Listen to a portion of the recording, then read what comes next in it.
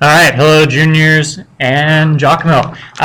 We are going to be doing the Vietnam protest in conclusion this morning. I am still in Omaha today, so hooray for that, I guess. But let's go ahead. We're going to wrap up the Vietnam War today. So, Vietnam protest in conclusion. What kind of brought the end of the Vietnam War, this very controversial war? So let me remove myself from the screen here. And here we go.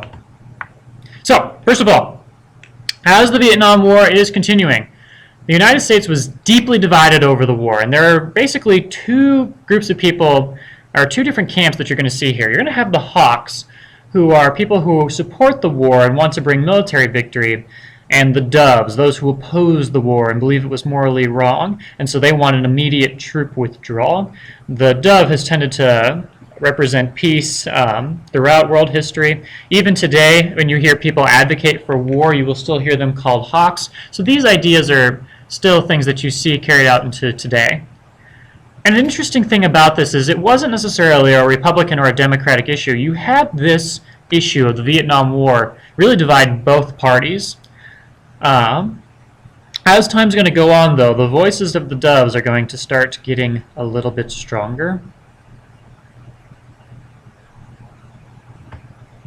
So the first thing we're going to talk about, as the war escalates, President Johnson is going to use the draft to drastically increase the size of the military, and this is going to cause some backlash, especially as things like the Tet Offensive, things like what happened at My Lai, and just how people felt about the war. As these things become more and more apparent, there's going to be a lot of resistance to the draft. Now, there were a few different ways you could avoid the draft, and some people took advantage of them. The first was conscientious objectors, those people who opposed the war for moral or religious reasons and refused to be drafted. For example, the Amish are pacifists. They do not believe in war at all, and so the Amish could avoid the draft. If you had some specific religious reason, you may not recognize him, but that man down in the bottom left over there riding that bicycle is former Republican presidential candidate Mitt Romney. Mitt Romney, as some of you may know, is Mormon, and during the war, Mitt Romney took 2 years. It's common practice in the Mormon faith to do a 2-year missionary trip, and he took his 2-year missionary trip during the Vietnam War, and so during the Vietnam War, he was not drafted. This, by the way, this whole thing of if you were drafted but you somehow pushed it off, this was called deferment. And so sometimes college students, if you were in college, you could receive deferment of being in the draft until the end of your college years.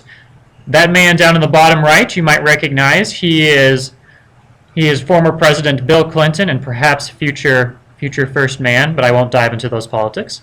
But yeah, that he was able to defer his draft appointment because he was in college at the time. And in fact, during this time period, you see a record number of people getting their master's degree and their doctorate degrees because no one really wants to go to war and die. So you're going to see a lot of people get higher levels of education because if you graduated with your bachelor's degree and you decided to move on and get your master's degree, you could use that as an excuse to defer your draft notice. And so that was one way in which people avoided the draft. Of course, there was also the typical, as we see in the top picture there, burning your draft card and protesting in that way, which did actually have a hefty fine attached to it.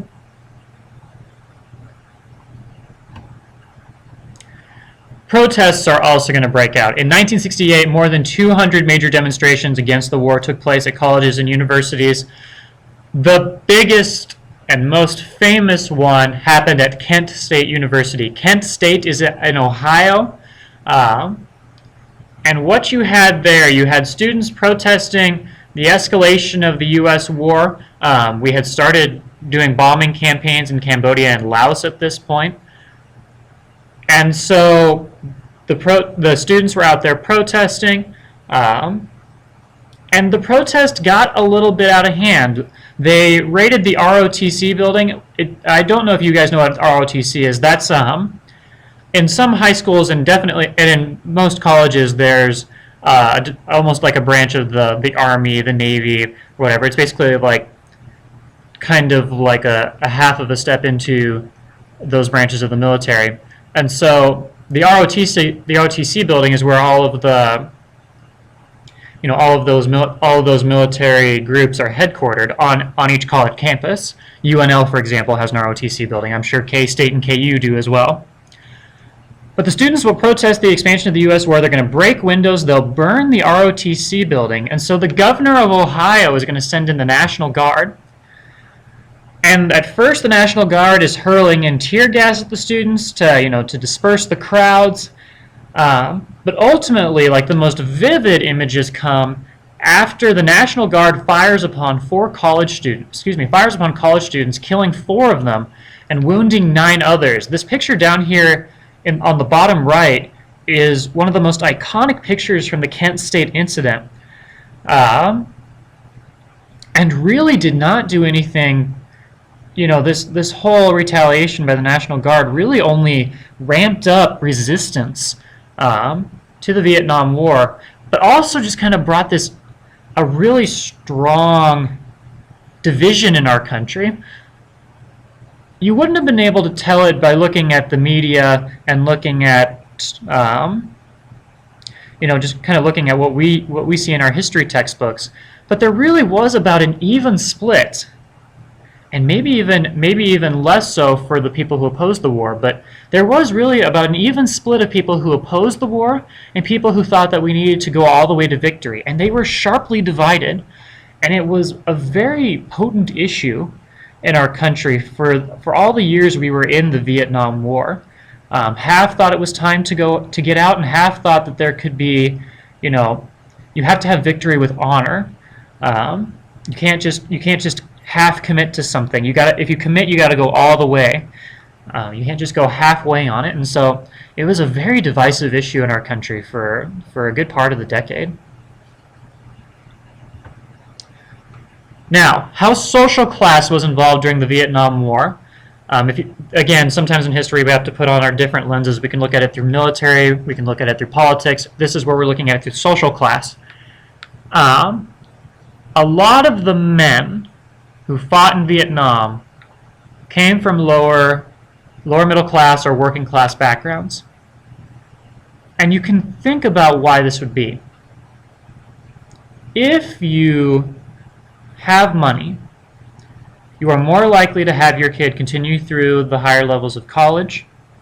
You're much less likely to enlist in the first place.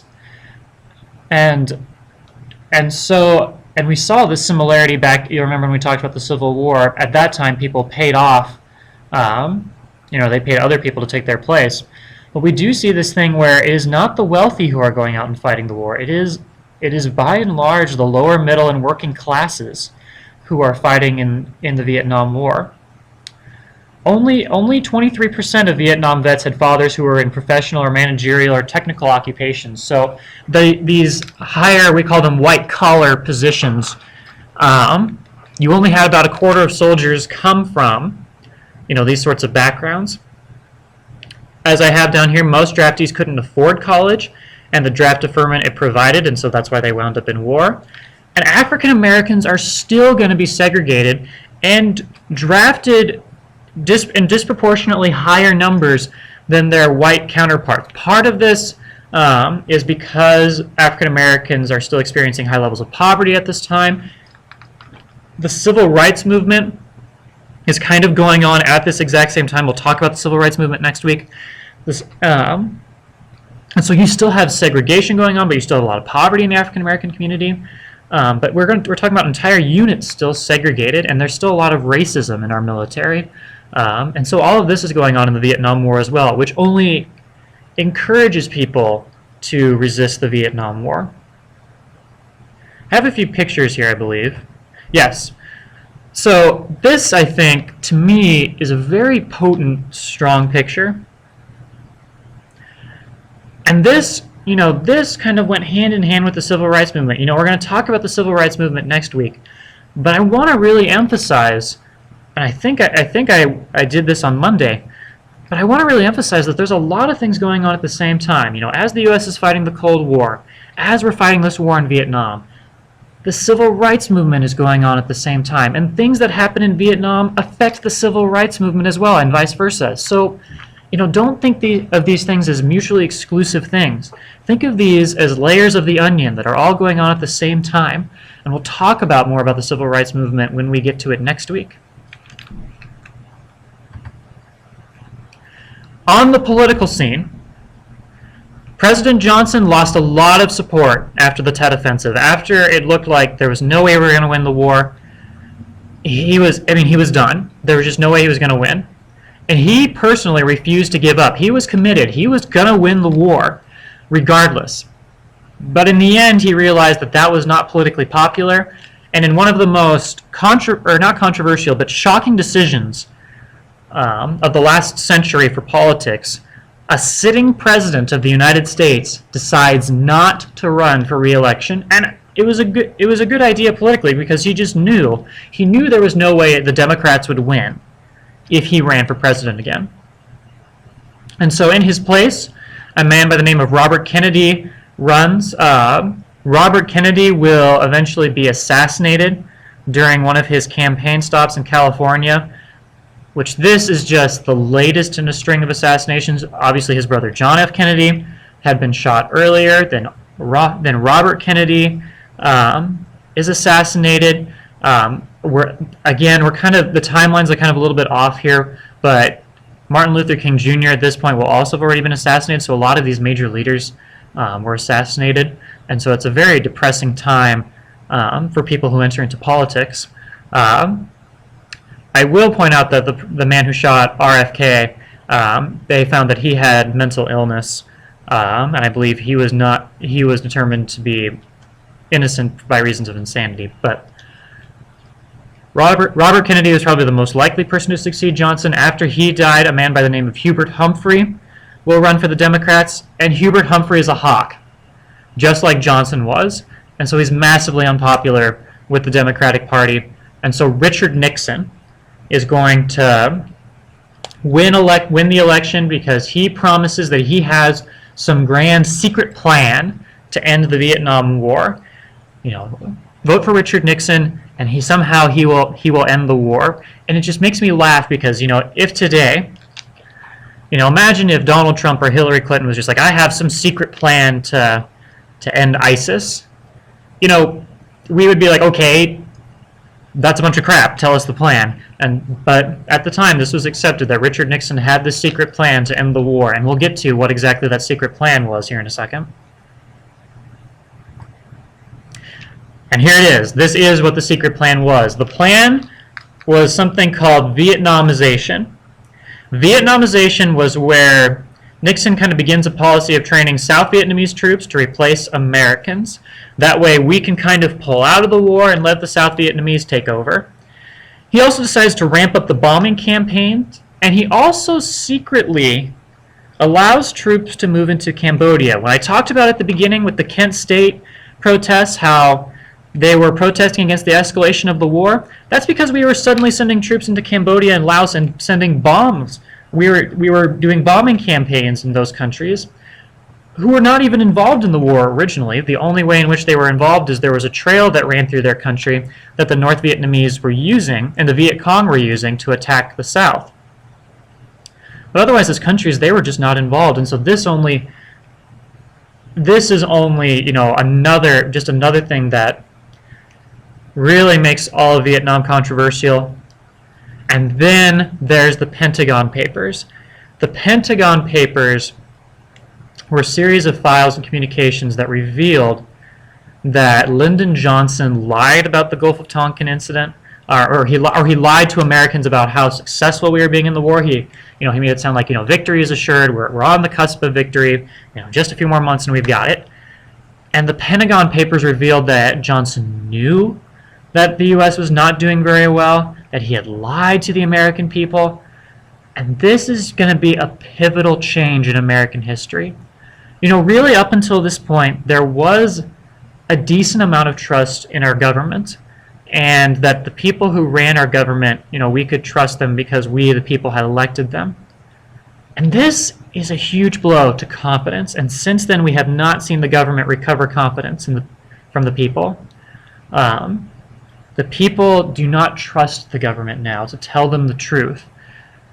And I mean, that continues to this day. We have a strong distrust of the government, that it really has our best interests in mind, and that really it might be covering up some secret plans. This is something we still feel today. But it really, I want to say, starts here with the release of the Pentagon Papers and the revealing that Lyndon Johnson had been lying to the U.S. The war, as far as the U.S. is concerned, will wind down. There's the Paris Peace Settlement, which ends fighting in Cambodia and Laos. The U.S. will withdraw from South Vietnam, and basically there will be a ceasefire. The North and the South agree to go back to their side. And for Nixon, this was, victory with honor. This was withdrawing. Everything was, back to the way it was. And so, all was well for Nixon. The problem is, a few years later, the fighting will resume after we leave, and South Vietnam will fall completely to the communists in 1975 and will be united as a communist country at that time, and we will not get involved. There is no will, which is funny because even though the president at that time, Gerald Ford, wanted us to get back in and help, the Congress said no way. So there was just no political will to help out the South Vietnamese at that point.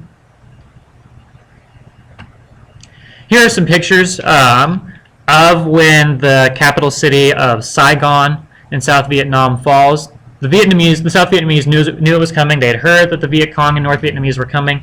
So this is where they're storming the U.S. Embassy. We have sent in our helicopters to try to get out as many people as possible. This is a very famous picture, an American embassy worker punching a South Vietnamese man for the last chopper out of the U.S. Embassy during the evacuation of Saigon. The people in South Vietnam were legitimately scared, and had good reason to be, because many of them had worked with the U.S. government. And when the North Vietnamese took over, a lot of the South Vietnamese who had helped out were punished severely. Some of them were put into labor camps. I mean, there was good reason to be scared of the coming of the North Vietnamese, especially if you had helped out the Americans. And this, of course, is another iconic picture. This is the last chopper leaving the U.S. Embassy in Saigon. And you can just kind of see the line of desperation as people are trying to get out.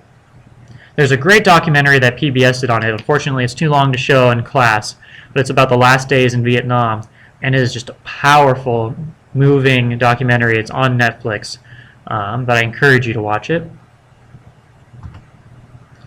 The legacy of the Vietnam War. The domino effect that we thought was going to be a problem in the Vietnam War is limited. Only Laos and Cambodia also become communist. The other countries we thought were also going to fall to communism really do not. And for that price, 58,000 Americans were dead, 300,000 Americans were wounded, 2,500 prisoners of war and missing in action. For the longest time, it was the longest war in American history and one of the least successful. It only recently got passed by the war in Afghanistan, which has entered into its 11th year. But until that point, the Vietnam War was the longest war we had ever fought. And many veterans who returned to the United States were not really appreciated for this service. This is one of the lighters from one of the veterans. "We the unwilling, led by the unqualified, to kill the unfortunate, die for the ungrateful." I mean, there was very much a cynicism felt by American soldiers who came back from Vietnam, because there was just really a question of what did we, nobody values what we did. So what did we even fight for? The Vietnam War Memorial is going to be something where families of Vietnam War veterans are going to try to change this so that the soldiers do have there is an appreciation for the sacrifice that they made. But I'll tell you that immediately after the Vietnam War, this sacrifice was really not appreciated. All right, quick recap. What was a supporter of military action in Vietnam called? And what was Vietnamization? All right, and here is your Swansonism for the week, and this, I believe, is Ron Swanson's Pyramid of Greatness. There are two parts to this. Under my tutelage, you will grow from boys into men, from men into gladiators, and from gladiators into Swansons. Behold, the Swanson Pyramid of Greatness. I've been developing the Swanson Pyramid of Greatness for years. It's a perfectly calibrated recipe for maximum personal achievement. Categories include teamwork, very important, equally important, selfishness. Take what's yours. America, the only country that matters. If you want to experience other cultures, use an atlas or a ham radio. Cursing, there's only one bad word. Texas. Haircuts, there are 3 acceptable haircuts. High and tight, crew cut, buzz cut. Are the scissors broken in your house, son? So there you go. Hope you guys have a good rest of the day, and I'll see you back on Monday.